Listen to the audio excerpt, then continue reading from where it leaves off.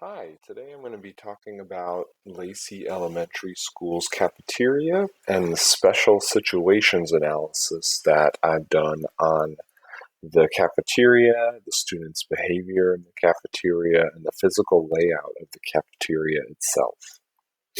As an introduction, there are many issues that need to be dealt with in the cafeteria. First of all, there's not enough space in the cafeteria for all the students, which is a huge problem. Students can wait 20 minutes to get their lunch, and their period is only 45 minutes. Students cannot go to the bathroom when they need to. They must need a pass, or actually, they must need their ID, and they must get permission from a staff member. There are not enough trained paraprofessionals supervising the cafeteria either, and some students don't listen to the staff or clean up after themselves towards the end of the period. So, what are the problems? In my opinion, the problem is that the major need for an overhaul is in the cafeteria and the physical layout of the cafeteria. Yes, some students are yelling and pushing and not listening and not cleaning up after themselves, but students are forced to eat in an environment that is not conducive to eating lunch in 45 minutes. Students can't also can't use the bathroom when they need to, which can really agitate and aggravate students when they're trying to rest and relax and get ready for the rest of their day. I think solving some of these structural problems in the lunchroom help curb some of the problematic behavior that's being exhibited by the students. The situation currently is that the staff handling this poor situation in the cafeteria are only a few paraprofessionals, a few parents, and the principal. It would be ideal if teachers were incentivized to stay and help supervise the lunch period by giving them a small stipend. It would also be ideal if the teachers and the paraprofessionals were trained together on how to manage students in the cafeteria, incentivize positive behavior, and help move along the students in line so that everyone can get their lunch and everyone can find a seat. The lunchroom also needs additional seats immediately. The fact that not every student has a seat is unacceptable. There should be more than enough seats for all of the students to sit, and if there aren't, we shouldn't let in that many students. Staff should also help students move through the lunch line efficiently.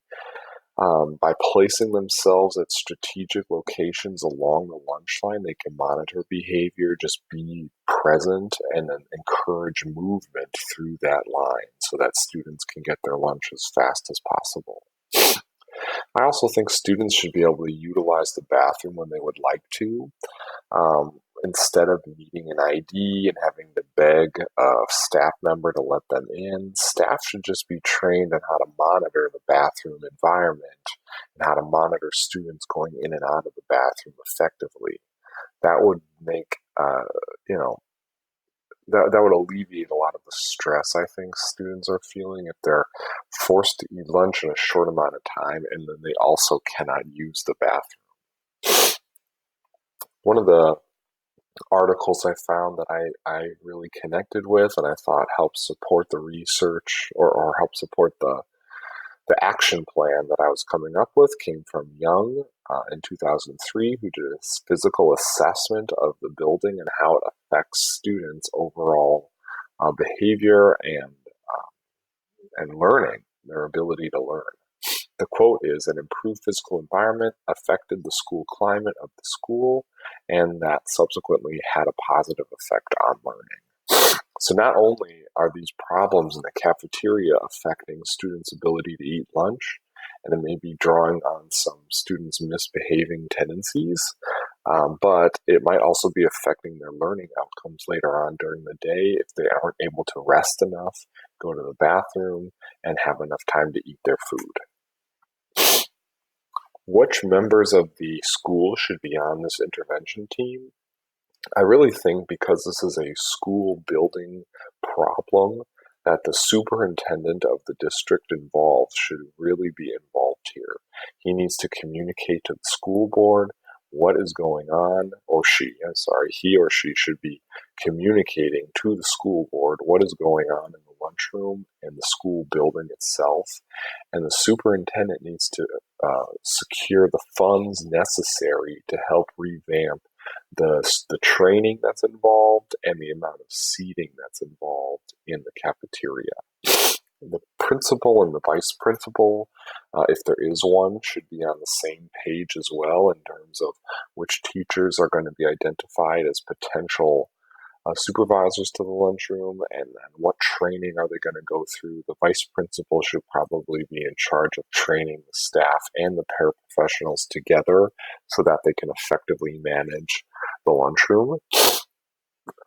The deans and the other school administrators in charge of building activities. These administrators can just help kind of physically lay out the lunchroom and help identify locations in the lunch line and in the lunch bill, like a lunchroom or the cafeteria itself, where staff members should stand and monitor behavior. The role of the team will be to obtain the necessary resources for the students as well as train the staff on how to properly manage the students during the lunchroom period. This will include moving through the line as well as using the bathroom. And I think all of these changes will really help benefit the students at Lacy Elementary, because at the moment their lunchroom is a free-for-all. And the lunch period should be a time where they can rest and recharge and relax with their friends and get ready for the rest of the day so that they can have a positive learning experience. That's going to do it for my presentation today. Here's the reference I used from earlier. That's going to do it again for my presentation. I hope you enjoyed listening, and I hope you have a great day. Thank you.